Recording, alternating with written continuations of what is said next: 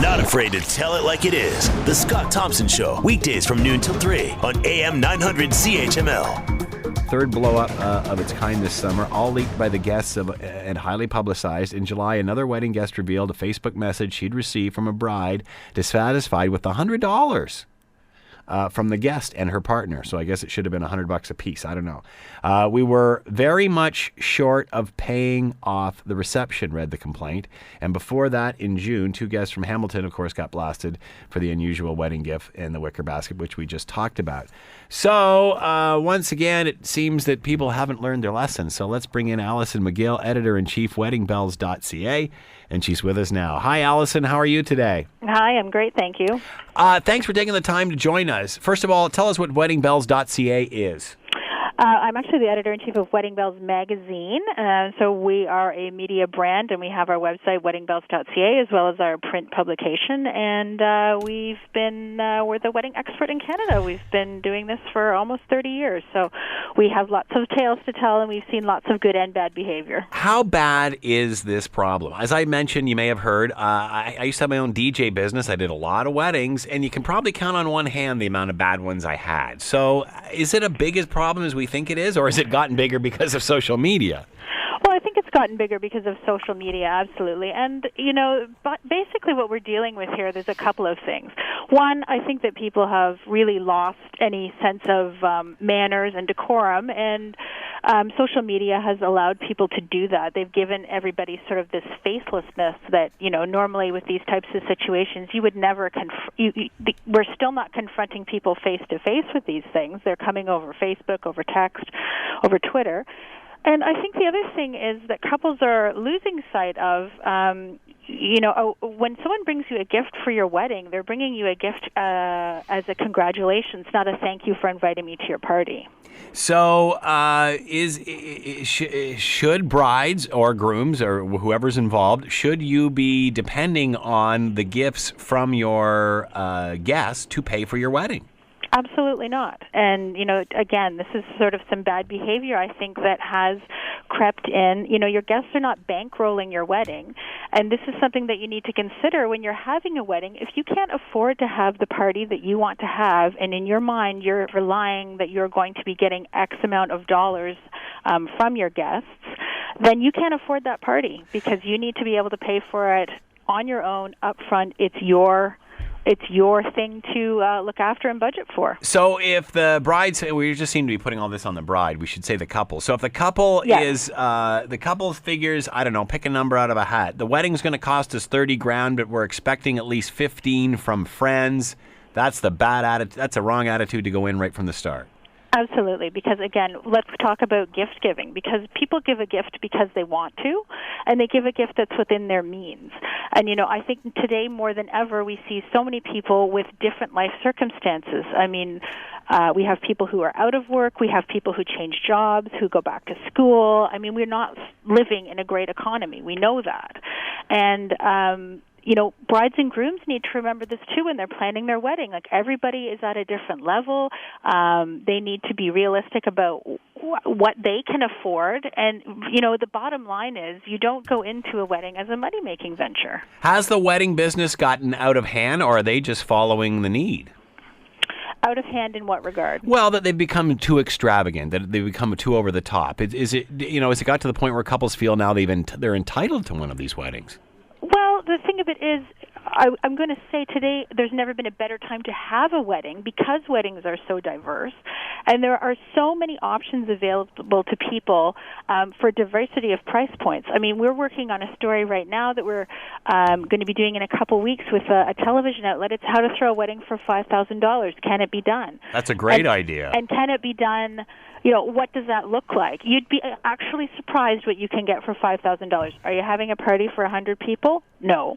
But there are many ways you can spend $5,000 and make that a really great party and get all the bells and whistles of things that you want. But it's a matter of figuring out, what your budget is, what you're willing to have at a high-low price point, what's negotiable, what's non-negotiable for your party, and working from there. How much, if you're a guest going to a wedding, how much do you give?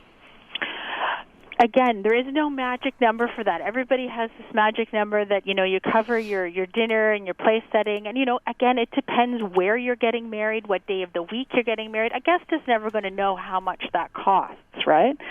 There's general rules of thumb, but again, I'm not going to toss a number out there to say for certain this is what you must do, because again, I think it depends on your relationship with the person, your financial circumstances, and those are all the things that will roll into what you're going to gift. What about gift versus money? In terms of, is one better than another? Yeah, or? you're going to the wedding. Which one should you go for?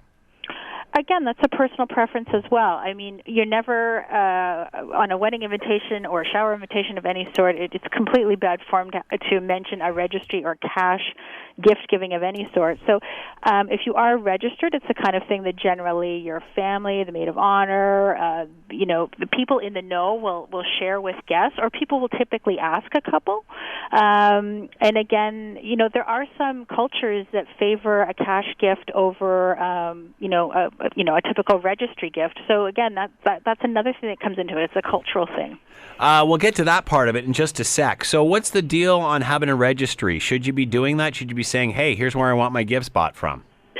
Well, a registry is a great idea for a number of reasons, and the most important one that Wedding Bells that we like the registry for is it allows a couple to do a little bit of work for the guests, because if they don't know what to gift a couple with, they can create this list of things that they need and that they would like in their home, and you do that at a variety of price points to please a variety of gift givers.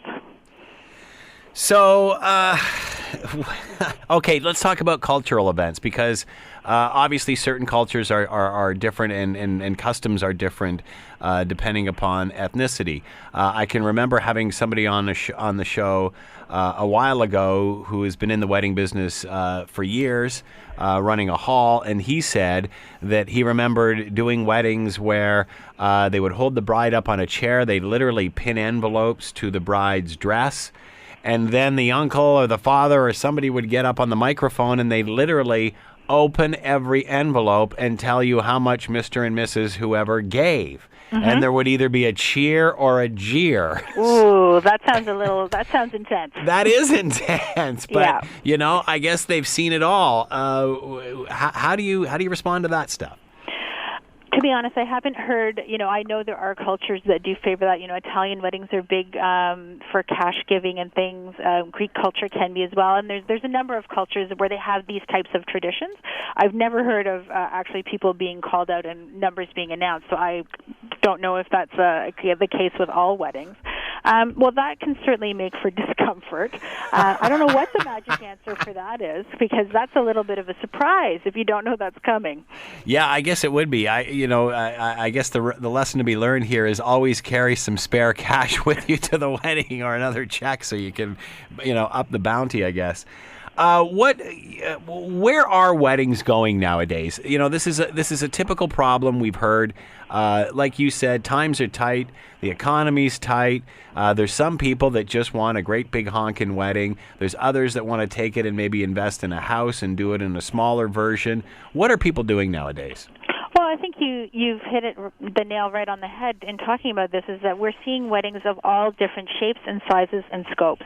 So we're seeing people still want to have that wedding day, and they're prepared to do whatever it takes to get it. And it doesn't necessarily mean that they're spending $30,000, $50,000, $100,000 on this wedding day, but it's whatever that party looks like for them. So couples are, scaling back things to make things happen, or if they have the luxury of a big budget and they'd love a big wedding, then they're going for that too. What about destination weddings? Destination weddings are definitely something that's, come up the ranks in the last, I would say, 5 to 10 years. They're actually a great thing, and what a lot of people don't realize is that they can be money savers.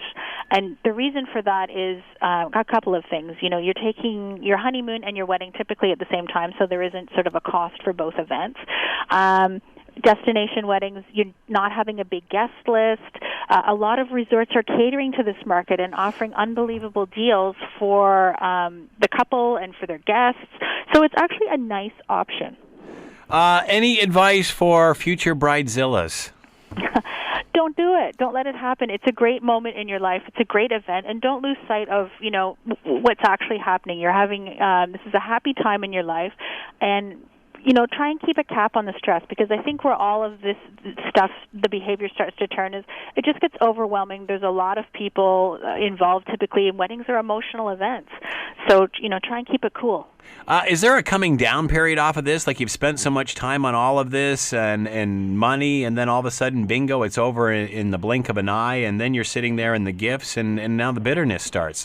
That seems to be what this all starts to happen after the wedding. Well, yes, and at Wedding Bells, we really encourage our readers to, live in the moment, and also that can be something if you really gear things up too high, and when it's over, if you've been sort of living, eating, and breathing this event so intensely, when it's over, you kind of do go through a little bit of a withdrawal from the whole thing.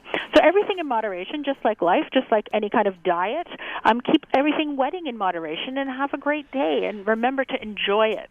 And stay away from the keyboard. Allison McGill has been with us, editor-in-chief, weddingbells.ca. Allison, thanks for the time and insight. Much appreciated. Thank you.